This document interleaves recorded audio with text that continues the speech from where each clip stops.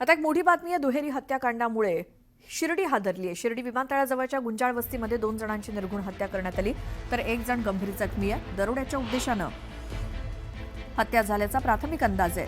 मृतांमध्ये वडील आणि मुलाचा समावेश आहे, तर आई गंभीररित्या जखमी आहे. हल्लेखोरांनी घरातील साहित्याची उचकापाचक केल्याची माहिती देखील समोर आली आहे. या संदर्भात पोलिसांकडून तपास सुरू आहे. मात्र या हत्येच्या घटनेनं परिसरात भीतीचं वातावरण आहे.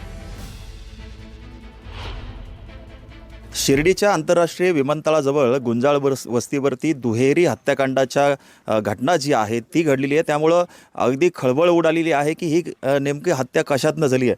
मी आता त्या घटनास्थळावरती आहे. आपण जर बघितलं तर भोसले कुटुंबीय हे जे शेतकरी कुटुंब या ठिकाणी राहतं आणि आजूबाजूला जास्त लोकवस्ती नाही आहे. पहाटेच्या दरम्यान खरं इथं हल्ला झाल्याचं प्राथमिक अंदाज आहे.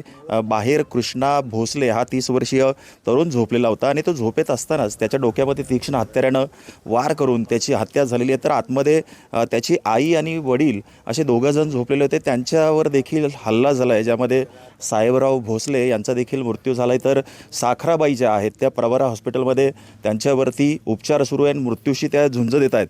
मात्र ही घटना नेमकं कशातनं घडली आहे, दरोड्याच्या उद्देशानं हे सगळं झालं आहे का, की पूर्ववैमनस्यातनं हे सगळं झालं आहे, याचा आता पोलीस तपास करत आहेत. पोलीस आता घटनास्थळावरती दाखल झालेले आहेत. घटनेचा पंचनामा त्यांनी केलेला आहे आणि श्वान पथक असेल किंवा बाकीचे जी तपास पथकं आहेत ती देखील आता त्यांनी रवाना केलेली दिसते. आणि ह्या घटनेमागे नेमकं काय कारण आहे हे पोलीस तपासानंतर समोर येणार आहे. हरीश दिमोटे, न्यूज 18 लोकमत, अहिल्यानगर. नाशिकमध्ये अवैध खासगी सावकारांवरती पोलीस आणि सहकार विभागानं छापेमारी सुरू केली आहे.